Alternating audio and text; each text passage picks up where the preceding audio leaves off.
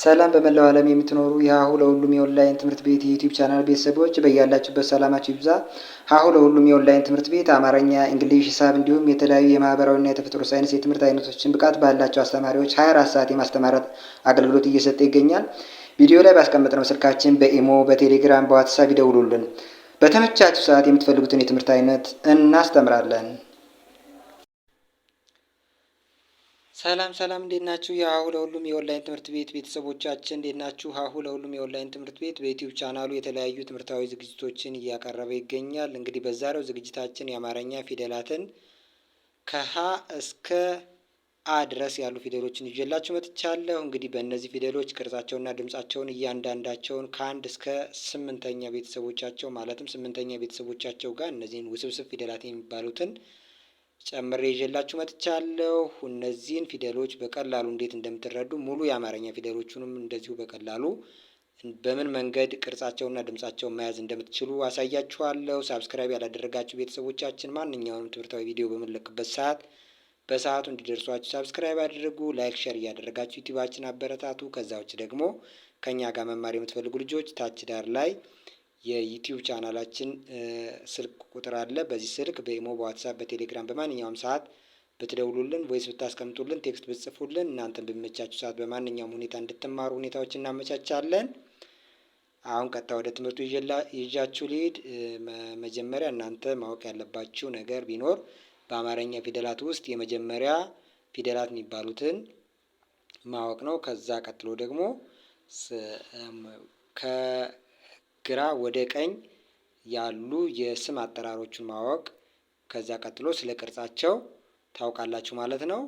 አሁን ቀጥታ እኔ ከመጀመሪያው እነዚህን ፊደሎች እንዴት አድርጋችሁ እንደምታውቁ ከሀ እስከ አ ድረስ ያሉ የመጀመሪያ ፊደሎችን እንጠራላችሁና ከዛ በኋላ ደግሞ ቅላጼ ባለው መንገድ ከግራ ወደ ቀኝ አንድ ባንድ ድምጻቸውን እየጠራሁ ከዛ በኋላ ደግሞ ስለ ቅርጻቸው የማሳያችሁ ይሆናል። ቅርጻቸውን በቀላሉ እንዴት እንደምትይዙ ማለት ነው።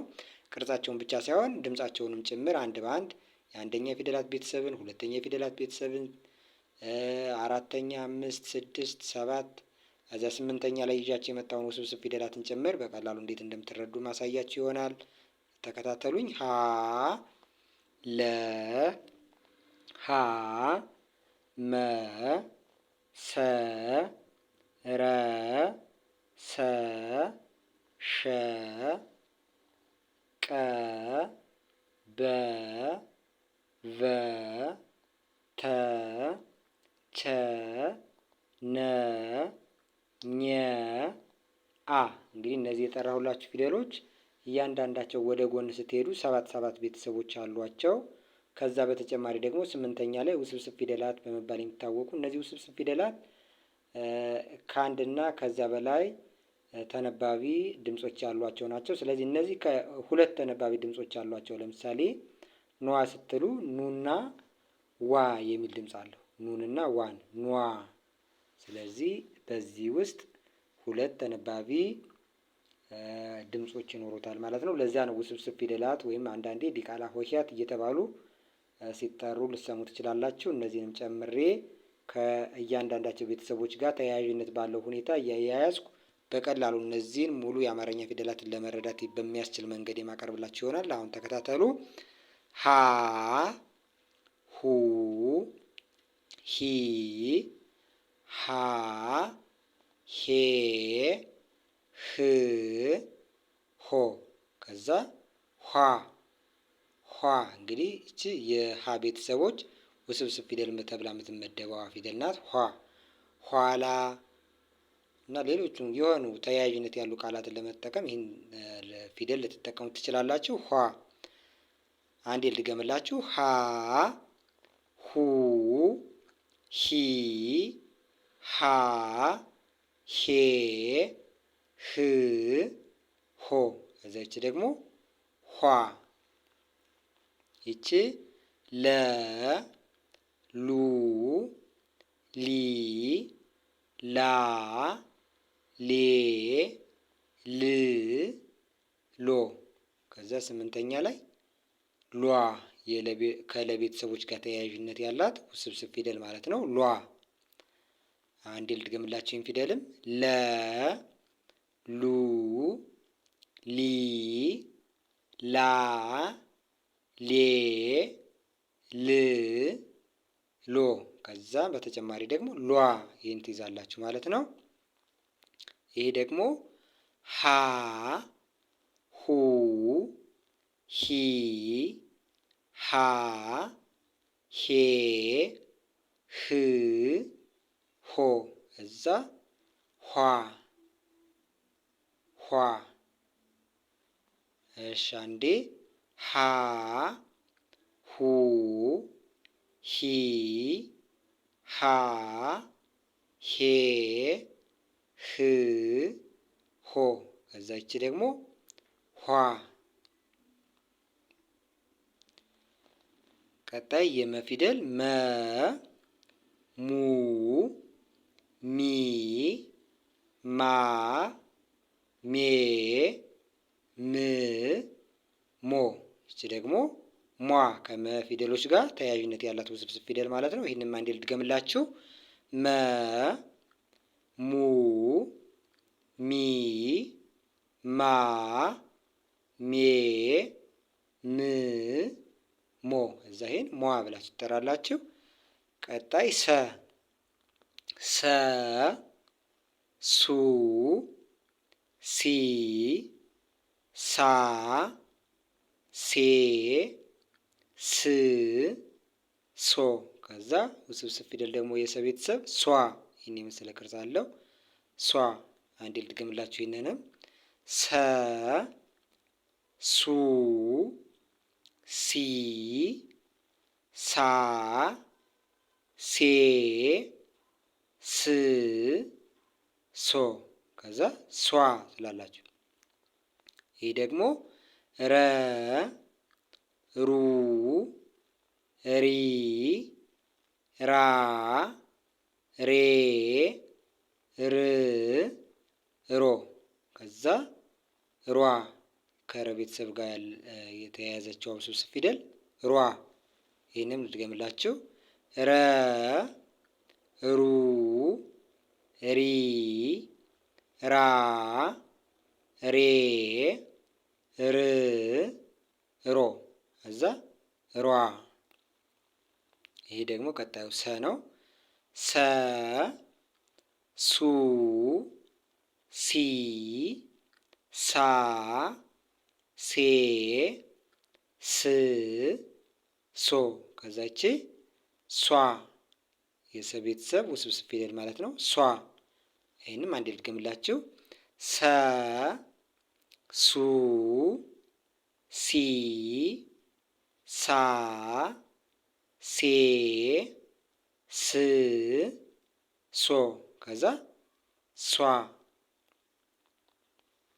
ይሄ ደግሞ ሸ ሹ ሺ ሻ ሼ ሽ ሾ። እዚያ ከሸ ቤተሰብ ጋር ደግሞ ሿ የምትባል ውስብስብ ፊደል አለች። ሿ። ልድገምላችሁ። ሸ ሹ ሺ ሻ ሼ ሽ ሾ። ከዛ ሿ። ቀጣዩ ቀ ቁ ቂ ቃ ቄ ቅ ቆ። እዛ ከቀ ቤተሰብ ጋር ቋ የምትባል ውስብስብ ፊደል አለች። ቋ። አንዴ ልገምላችሁ። ይህንንም ቀ ቁ ቂ ቃ ቄ ቅ ቆ። ከዚያችን ቋ ትሏታላችሁ። ይሄ ደግሞ በ ቡ ቢ ባ ቤ ብ ቦ። ከዛ ቧ። እንግዲህ ስምንተኛ ላይ የተጨመረው ውስብስብ ፊደል ማለት ነው። ቧ። ልድገምላችሁ አንዴ። በ ቡ ቢ ባ ቤ ብ ቦ ከዛ ቧ ይሄ ማለት ነው። ቀጣይ ደግሞ ቨ ቡ ቪ ቫ ቬ ቭ ቮ ከዛ ቫ የበ ፊደል ስምንተኛ ሆኖ የመጣ ወይም ውስብስብ ፊደል ማለት ነው። ቫ ትሉታላችሁ። ቫ ከዛ እንዴ ልገምላችሁ። ቨ ቡ ቪ ቫ ቬ ቭ ቮ እዛ ቫ። ቀጣይ ደግሞ ተ ቱ ቲ ታ ቴ ት ቶ ከዛ ቷ የተቤተሰብ ስምንተኛዋ ወይም ደግሞ ውስብስብ ፊደል ሆና ከተቤተሰቦች ጋር ተጨማሪ የመጣችዋል ቷ። አንዴ ልድገምላችሁ ይህንን ፊደልም ተ ቱ ቲ ታ ቴ ት ቶ ከዛ እቺ ቷ። ይሄ ደግሞ ቸ ቹ ቺ ቻ ቼ ች ቾ ከዛ ይቺ ደግሞ ቿ ቿ። እንግዲህ ይቺ ቤተሰብ ስምንተኛዋ ማለት ነው። ቿ። አንዴ ልገምላችሁ። ቸ ቹ ቺ ቻ ቼ ች ቾ ከዛ ቿ። ነ ኑ ኒ ና ኔ ን ኖ ከዛ ይቺ ኗ ታስቀምጣላችሁ ማለት ነው። ኗ ኗ ያው ስምንተኛ ላይ ያለችዋ። ልድገምላችሁ። ነ ኑ ኒ ና ኔ ን ኖ ከዛ ኗ። እንግዲህ በድጋሚ የጠራሁላችሁ። እዚያ ቀጣዩ ኘ ኙ ኚ ኛ ኜ ኚ ኞ ከዛ ስምንተኛ ላይ ኟ ኟ። አንዴ በድጋሚ ልጥራላችሁ። ኘ ኙ ኚ ኛ ኜ ኚ ኞ ከዛ ይቺ ኟ። ይቺ ደግሞ አ ኡ ኢ አ ኤ እ ኦ ከዛ ይቺ ደግሞ እ ትባላለች። እንግዲህ ይቺ ብዙ ጊዜ የአ ፊደሎች ለአማርኛ ፊደል አናባቢ ናቸው ወይም ቫውል እንደሚባለው በእንግሊዘኛው እንደዛ ሆነው ያገለግላሉ። እና ይቺ ለአንደኛ ፊደሎች ድምፅ በውስጥ ላይ ያለች። ለምሳሌ ቀ ስንል በ ቨ ተ ስንል የሚል ድምፅ ይኖራል ማለት ነው። እሱን ጋር በድጋሚ ስናየው በደንብ የምታዩት ይሆናል። አ ኡ ኢ አ ኤ እ ኦ ከዛ ስምንተኛ ላይ የምትል ድምፅ አለች ማለት ነው። አሁን እንደዚህ ከጠራሁላችሁ ስለ ቅርጻቸው ደግሞ ለማውራት የመጀመሪያ ፊደሎቹ ጋር ብንጀምር የተሻለ ነው። በአማርኛ ፊደል የመጀመሪያ ፊደሎቹን ካወቃችሁ በኋላ ሌሎቹን እንደዚሁ ስለ ቅርጻቸው ስለ አጠራራቸው ለማወቅ ያስችላችኋል። ስለዚህ እናንተ በአማርኛ ፊደል የመጀመሪያዋ ፊደል ሀ ናት። ሀ የምትባል ብርጭቆ የመሰለች ቅርጽ አላት። ይኸው ሀ ከዚያ ለ ይህን የመሰለ ቅርጽ አለው ለ። ይችኛዋ ሐመር ውሃ የምትባለዋ ሀ። ይቺ ደግሞ መ። ይቺ ሰ እሳቱ ሰ በመባል የምትታወቀዋ ሰ። ይቺ ደግሞ ረ። ይሄው ሰ ንጉስ ሰ። እዛ ሸ። እንግዲህ በሰ እና በሸ መካከል ስታዩት ሸ ካናቷ ላይ የሆነ አግድም አግድም መስመር አላት። ሰ ደግሞ አናት ብቻ ነው ያላት፣ አግድም መስመር የለውም። እዩዋቸው ቅርጻቸውን። ሰ ከዚያ ሸ። ቀጣይ ደግሞ ስታዩ ቀ አንድ ቋሚ መስመርና በመሀሏ ላይ ዜሮ ነገር ከወገቧ ላይ ያሰረች ነገር ቀ። ከዚያች በ ሀ ሲገለበጥ በ ነው የሚሆነው። ባይዘው ሀን ብትገለበጡት እንደዚህ ሀሌታ ውሃ የሚባለውን ማለት ነው። በ ከዛ ቨ እና በ ደግሞ ቨ እንግዲህ ካናቱ ላይ የሆነ ሪቫን ብቻ ወይም አግድም አግድም መስመር ነገር አለው። የበ ደግሞ ባዶ መላጣ ምንም የሌለው ነው። በ ከዚያ በ ይሄ ደግሞ ቨ ይባላል። ቀጣይ ተ። ይቺ ደግሞ ቸ። ይኸው ተ አንድ ቋሚ መስመርና አንድ አግዳሚ መስመር ነው። ቸ ደግሞ አንድ ቋሚ መስመርና ሁለት አግዳሚ መስመር ካናቱ ላይ ከተላይ ካናቱ ላይ አንድ ተጨማሪ አግድም መስመር ቢኖረው ቸ ይሆናል ማለት ነው። ይኸው እንግዲህ ተ አንድ ብቻ ናት። አናቷ ላይ ሌላ አግድም መስመር ቢኖራት የቸ ቤተሰቦቹን እየሰራች ትሄዳለች። ቀጣይ ነ። ከዚያ ኘ። እንግዲህ ነ እና ኘ ደግሞ ካናታቸው ላይ ባለው ነው ልዩነቱ። ኘ ካናቷ ላይ ያለው ነገር ቢቆረጥ ነ ነው የምትሆነው እንጂ ተመሳሳይ ናቸው። ሁሎቹም ጋር ስታዩዋቸው አናታቸው ላይ ያለው ነገር ነው የሚለያያቸው። እዛ አ። ይህ ደግሞ አ። ስለዚህ እነዚህን ፊደል ከያዛችሁ በኋላ የእነዚህ ፊደሎች ሁለተኛ ቤተሰቦቻቸውን ስታዩዋቸው ከአግድም አግድም መስመር ከጎነ ጎናቸው ላይ አለው። ሙሉ የአማርኛ ፊደል የመጀመሪያ ፊደሎቹን በዚህ መንገድ ከያዛችሁ በኋላ ጎነ ጎናቸው ላይ አግድም አግድም መስመር ብትጨምሩበት ሁለተኛ ቤተሰቦቻቸውን ታገኛላችሁ ማለት ነው። እዩዋቸው። አግድም አግድም መስመር ከጎነ ጎናቸው ላይ የሁሎቹም አላቸው። አሁን እነዚህ ልጥራላችሁ። ሁ፣ ሉ፣ ሁ፣ ሙ፣ ሱ፣ ሩ፣ ሱ፣ ሹ፣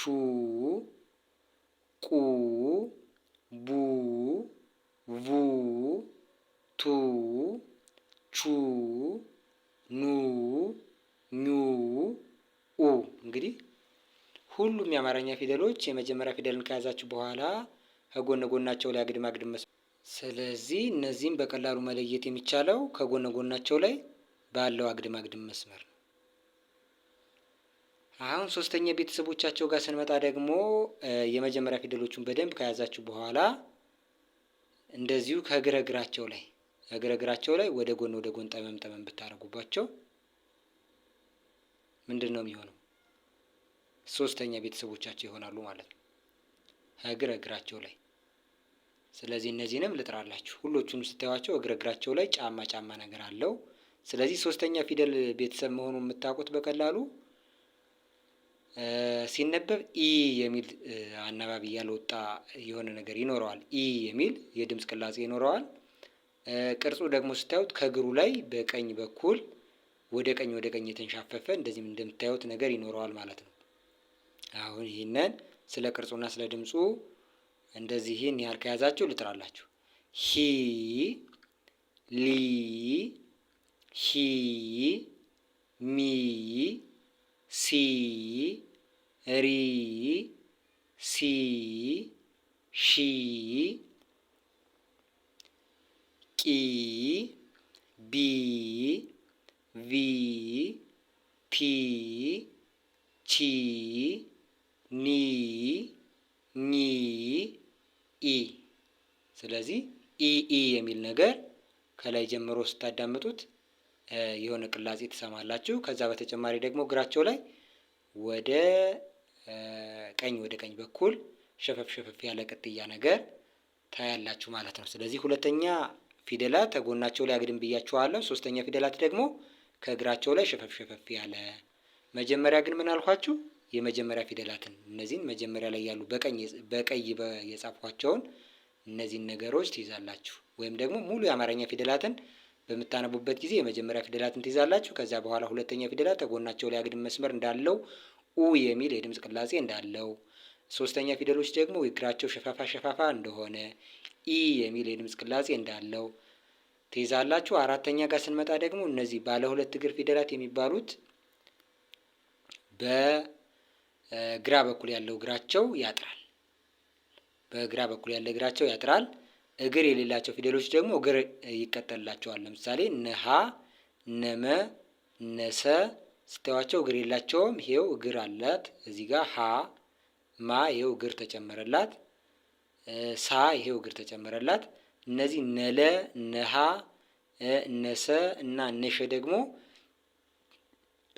እግር አላቸው። ስለዚህ ሁለት እግር ወይም ከዛ በላይ ስላላቸው በዚህ በኩል ያለው እግራቸው አጠረ ወይም ደግሞ በግራ በኩል ያለው እግራቸው አጥሮ እናያለን። ከዛ በተጨማሪ ደግሞ አ የሚል የጋራ የሆነ ሙሉ የአማርኛ ፊደላት አ የሚል የድምፅ ቅላጼ ያላቸው። ስለዚህ ስትጠሩ እናንተ ሁሎችም በዛ መንገድ ስትጠሯቸው በቀላሉ ትጠሯቸዋላችሁ። ለምሳሌ እነዚህን እየጠራው ላሳያችሁ።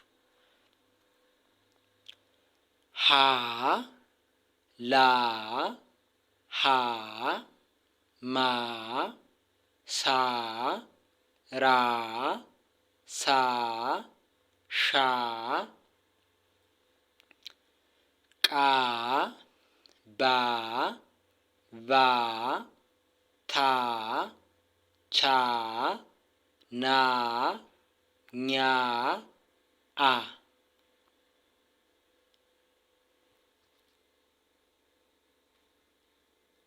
እንግዲህ እንደምትሰሙት አ የሚል የድምፅ ቅላጼ ያለው ማለት ነው። ከዛ አምስተኛ ጋር ስትመጡ ደግሞ በቀኝ በኩል ከሁሎቹም ላይ ቀለበት ነገር ይኖረዋል። ስለዚህ ስለ ቅርጻቸው እያወራን ነው። ሁሎቹም ቀለበት ነገር አለው። የሁሎቹም ስታዩት ወይም ደግሞ 00 ነገር በሉት እናንተ ሊመቻቸው በሚችል ነገር ብቻ ከአእምሯችሁ ላይ እንዲቀመጥ አድርጉ። ስለዚህ የሁሎቹም ስታዩቸው ከእግራቸው ላይ ይሄ ቅርጽ አለው። አሁን ስለ ቅርጻቸው ይሄን ካያችሁ ድምጻቸው ደግሞ ኤ የሚል የሆነ ቅላጼ በጋራ ይጋራሉ። እሱነን እየጠራሁ ላሳያችሁ። ሄ ሌ ሄ ሜ ሴ ሬ ሴ ሼ ቄ ቤ ቬ ቴ ቼ ኔ ኜ ኤ። እንግዲህ እነዚህ ኤ የሚል ይህንን ድምፅ ነው ሁሎቹም በውስጥ እያወጡ ያሉት። ለምሳሌ ቄ ቤ ቬ ፔ ቼ ኔ ኜ ኤ። አሁን አንደኛ ላይ ቀ በ ቨ ተ ቸ ነ ኘ ስንል የሚል ይህን ድምፅ ያወጣሉ።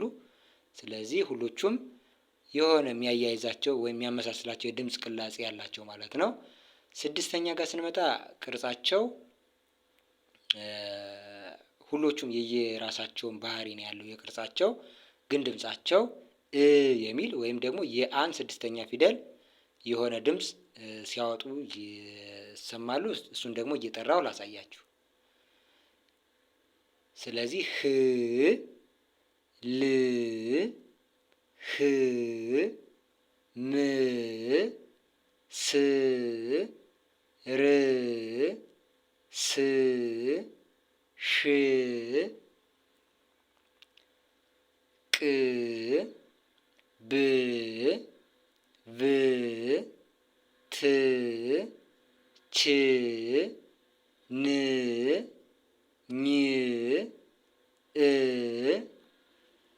ይኸው እንደምትሰሙት ይህ የሚል ነገር የጋራ ድምፅ ኑሯቸው እናያለን። ሰባተኛ ቤተሰቦቻቸው ጋር ስንመጣ እነዚህ ባለ ሁለት እግር ፊደሎች ስላችሁ የነበር ፊደሎች በቀኝ በኩል ያለው እግራቸው ያጥራል። ለምሳሌ የበ ፊደል በዚህ በኩል ያለው እግሩ አጥሯል።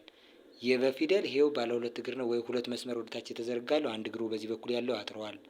የአ ፊደል ይሄ ሁለት መስመር ወደታች የተዘረጋለው በዚህ በኩል ያለው እግሩ አጥሯል። እነዚህ ባለ አንድ እግር ፊደላት የሚባሉት ደግሞ አንድ መስመር ወደታች የተዘረጋ ያላቸው ከአናታቸው ላይ ቀለበት ያላቸው ናቸው። ስንተኛ ላይ ሲመጡ? ሰባተኛ ወይም የመጨረሻ ቤተሰቦቻቸው ጋር ሲመጡ።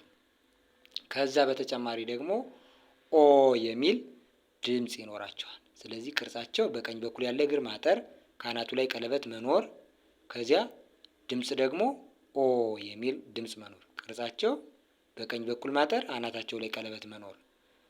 ቅርጽ፣ ድምፅ፣ በቀኝ በኩል ያለ እግር ማጠር ወይም ደግሞ ከአናት ላይ ቀለበት መኖር የሰባተኛ ቤተሰቦች የቅርጽ ባህሪ ይሆናል ማለት ነው። አሁን ድምፃቸውን ልጥራላችሁ።